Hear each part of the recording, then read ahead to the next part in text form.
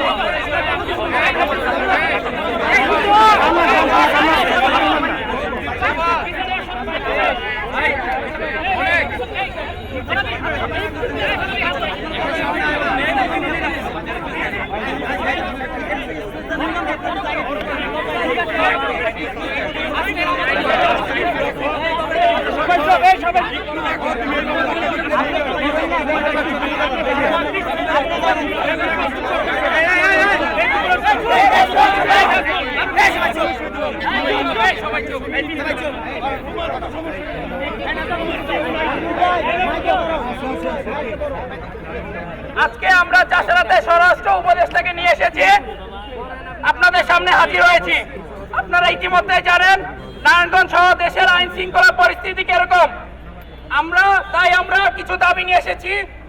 দাবিগুলো হচ্ছে: 1, জুলাই গণঅভ্যুত্থানের পর পুলিশ লাইন, সিদ্ধিরগঞ্জ থানা এবং ২৫০০ থানা থেকে ১৪০টি অস্ত্র দ্রুত সময়ের মধ্যে উদ্ধার করতে হবে এবং আওয়ামী সন্ত্রাসী ব্যবহৃত অস্ত্রগুলো কাদের কাছে হস্তান্তর করা হয়েছে তাও উদ্ধার করতে হবে।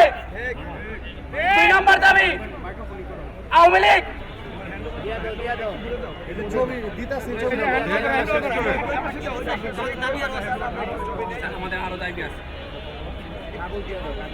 চার নম্বর দাবি, গ্যাং কালচার প্রতিরোধ করতে প্রশাসনের সর্বোচ্চ ভূমিকা নিশ্চিত করতে হবে। বিদেশি অ্যাসাসিনদের দ্রুত চিহ্নিত করে গ্রেফতার করতে হবে।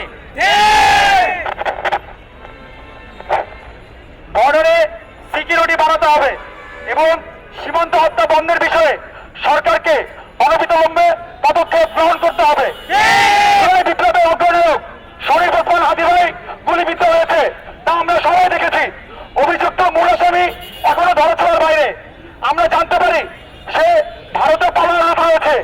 যদি তাই হয় তবে তা কিভাবে হলো তা স্পষ্ট করতে হবে এবং আগামী ২৪ ঘন্টার মধ্যে হাদি ভাইকে গুলি করা মূল আসামিকে গ্রেফতার করতে হবে।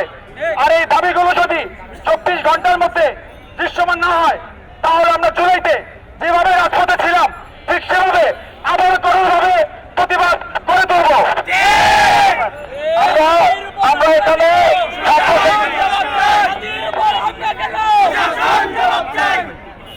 ভাইরা বোনেরা, আসসালামু আলাইকুম।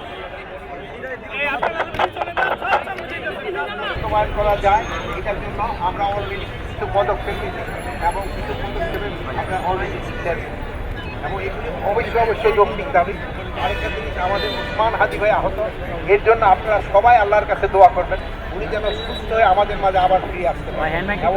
ওনার যে বিভিন্ন কর্মকাণ্ড এটা কিন্তু দেশের জন্য এবং উনি যেন এই কর্মকাণ্ডগুলি করতে পারে এই জন্য আপনারা সবাই আল্লাহর কাছে একটু সাহায্য দেওয়া করবেন। আপনারা সবাই ভালো থাকেন।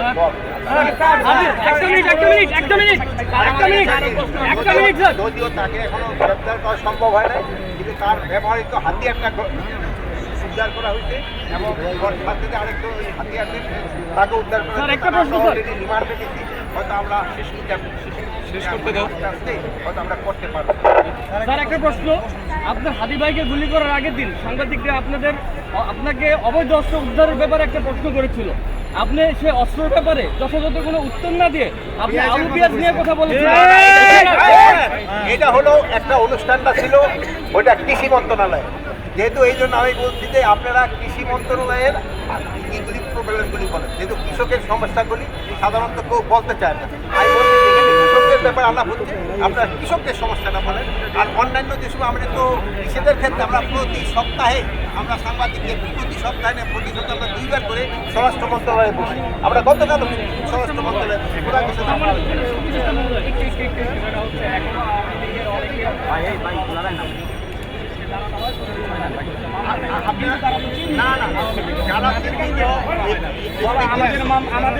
আমাদের দোহাই দেওয়া হয়, তাদের বিরুদ্ধে মামলা হয়। মামলা আছে কিনা ওইটা দেখার কোনো ব্যাপার নেই, তাদের সাথে সাথে আইনে আওতায় নিয়ে আসবে। আর আইনের আওতায় না আসতে পারলে তোমাদের বিরুদ্ধেও কিন্তু ব্যবস্থা পাওয়া হবে।